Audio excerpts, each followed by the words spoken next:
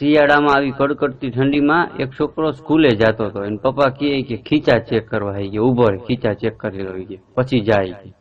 તો ખીચામાં હાથ નાખીને જોયું ને તો ચરસ ને ગાંજો ને તમાકુ ને બીડી ને ગુટકા ને એવું બધું નીકળ્યું. એને પપ્પા ખાર ખાઈ જાય છે. કોડા કે આવડી નાની ઉંમરમાં કે આવું બધું ખાસ. તો છોકરો કે પપ્પા કે આ જાકીટ તમારું થઈ છે. એને પપ્પા કે ઓહો. પપ્પા એના રિવેસ આવ્યા. એ કે દીકરા તો દેવ નહીં વાલા હોય. હમણાં અહીંયા રાજકોટમાં કે ઓલે પોલીસ વાળા એક ગાડી વાળાને રોક્યો હોય કે ઉભો રે રહી. એ કે એક ગાડીમાં કે 2 જણા જવાનું હોય કે 4 જણા ક્યાં જાવ? તો આગતો તો ની વાહે જોઈને કે લે 5મો ક્યારે ઉતરી ગયો? હા, પોલીસ વાળો કે નોકરો જ નથી કરવો કે આ ભામ ભેગા નોકરા કરાઈ ગઈ. પોલીસ વાળાએ રાજીનામું દઈ દીધું. એક છોકરાના લગ્ન હતા તો ઘરના બધા નક્કી કરતા હતા કે જમણવારમાં શું રાખવું એવું બધું. તો છોકરો કે પંજાબી ને ચાઇનીઝ ને કે એવું બધું રાખી દો કે જમણવારમાં. તો એને બાપાનો મગજ ગયો કે કોડાઈ કે તારા લગ્નમાં તો શક્કરપારા રાખવા, શક્કરપારા. રાજકોટના ત્રિકોણબાગ પાસે એક ભાઈ દારૂ પીને ઉભો હતો. તો રિક્ષા વાળો અહીંયાથી નીકળ્યો, એને બોલાવ્યો કે ક્યાં એસટી જશે? એસટી? બોલો કે હા. તો કે તઈ જાને કે જાને. એક છોકરો સ્કૂલે મોડો આવ્યો. તો સાહેબ કે કેમ મોડો આવ્યો? એટલે તો છોકરો કે સાહેબ કે મારા મમ્મી અને મારા પપ્પા કે બે ઘરે બાંધતા હતા, એમાં મોડું થઈ ગયું. તો સાહેબ કે ઈ ભલે બાંધતા હોય કે તારે કે ટાઈમે પછી નીકળી જવાય ને, સ્કૂલના ટાઈમે કે અહીંયા પહોંચી જવાનું હોય કે ઈ ભલે ને બાંધતા હોય કે સાહેબ કે હું ન આવી શકું કે. એમાં એવું છે કે મારું એક ચંપલ મારા મમ્મીના હાથમાં અને એક ચંપલ મારા પપ્પાના હાથમાં. કે ઈ રમરમાટી હેઠી ઉતરે તો કે હું અહીંયા આવું ને સાહેબ. એક સરદારજી ઉપર 10મા માળે બિલ્ડિંગમાં ઉભા હતા. ત્યાંથી એક નીચેથી એક ભાઈ આવીને કે ઓ ગુમાન સિંહ, તુમારી લડકી ભાગ ગઈ. ત્યાંથી એને જોયા જાણ્યા વગર ત્યાંથી ઠેકડો મારી દીધો. હા, 8મા માળે પહોંચ્યો ને પછી એને યાદ આવ્યું લે કે મારે ક્યાં કે એક છોકરી છે.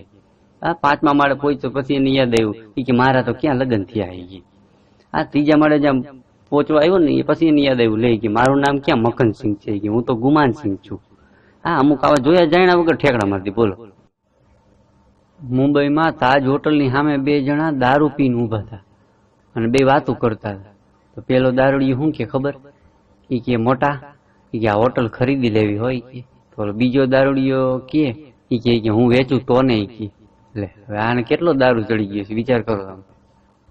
એક છોકરો એની મમ્મીને કે મમ્મી મારા પપ્પાને કે ગાયે માર્યું. એની મમ્મી બારી ખોલીને કે ગાય નથી બળદિયો હે કે ભલે મારે કે. હમણાં પોલીસ વાળાના છોકરાનું રિઝલ્ટ આવ્યું તો એનો છોકરો 2માં નપાસ થયો. પોલીસ વાળાનો મગજ ગયો. એને છોકરાને કે આજથી તારે રખડવાનું બંધ, રમવાનું બંધ, પિક્ચર જોવા જવાનું બંધ. છોકરો ખીચામાં 50 રૂપિયા કાઢીને કે હાલ્યો ને પપ્પા પતાવો નહીં કે.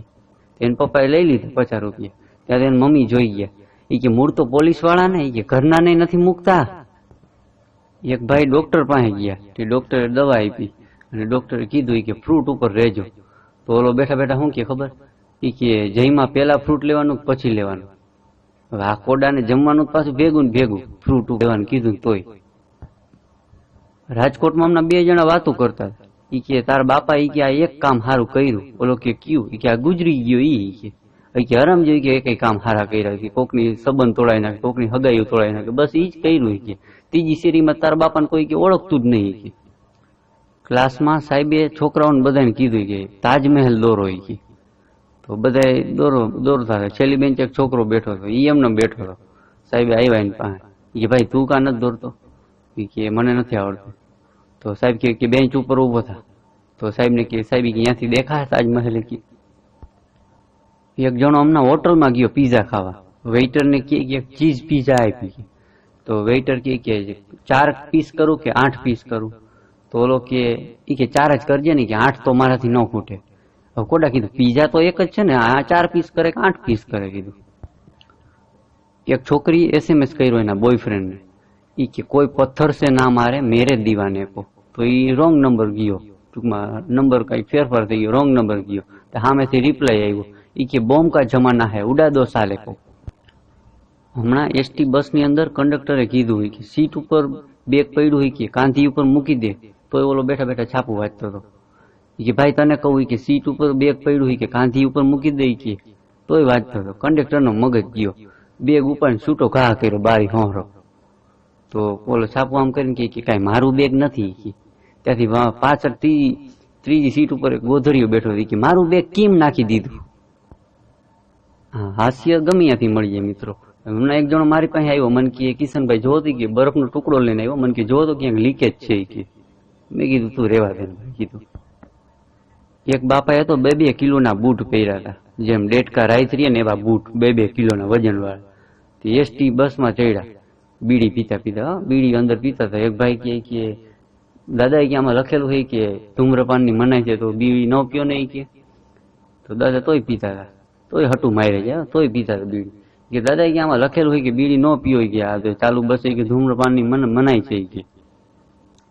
દાદા કે એમ તો મારા પગમાં કે બૂટે પહેર્યા કે હું ક્યાં હાલું હોય કે તમે પછી રેવા દે નહીં કે.